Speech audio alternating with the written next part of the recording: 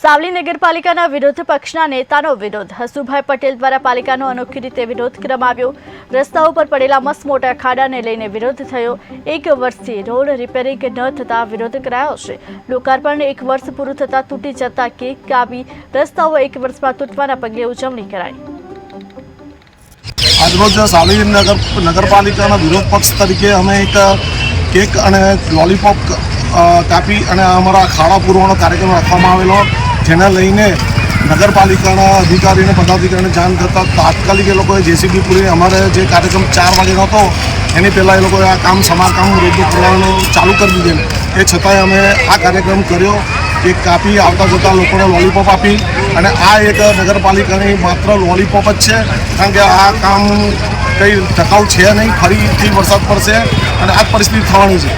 એનો કોઈ નિકાલ થતો નથી અને થવાનો બી નથી, કારણ કે આ લોકોની વિચારસરણીને કામ કરવાની શક્તિ જ નથી. ખાલી નગર સેવા સદનનું નામ એટલે મેવા સદન થઈ ગયું છે એવું આખા